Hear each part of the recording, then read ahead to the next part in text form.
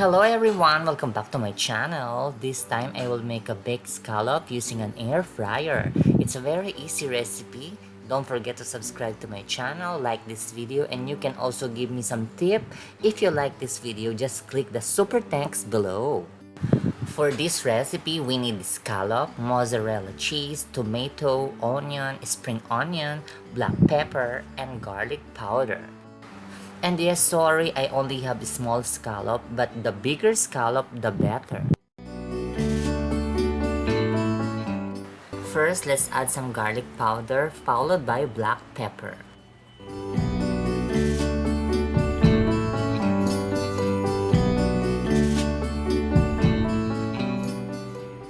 Add some spring onions.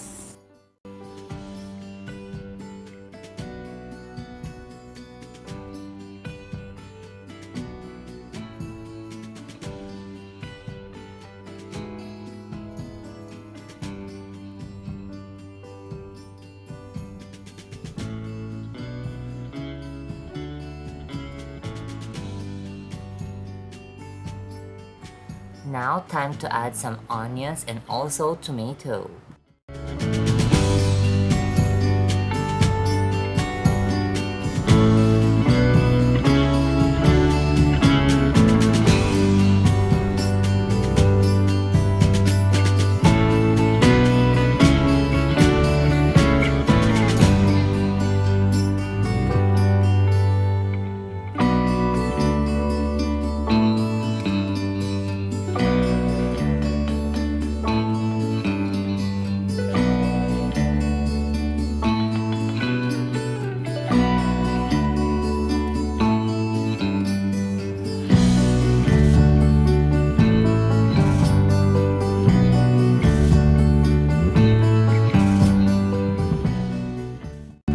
Now, it's time to apply our mozzarella cheese. Everybody loves cheese, but I prefer and recommend grated mozzarella cheese. And also, you can use other type of cheese.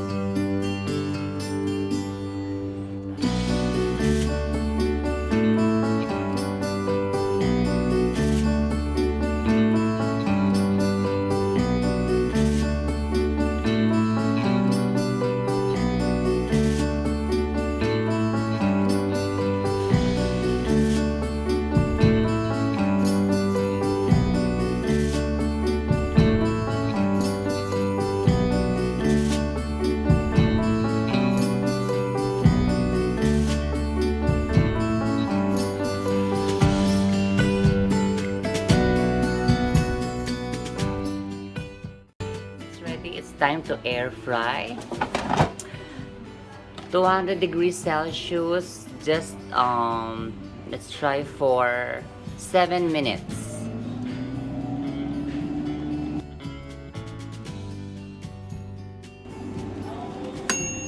Yes, 7 minutes is over. Let's check.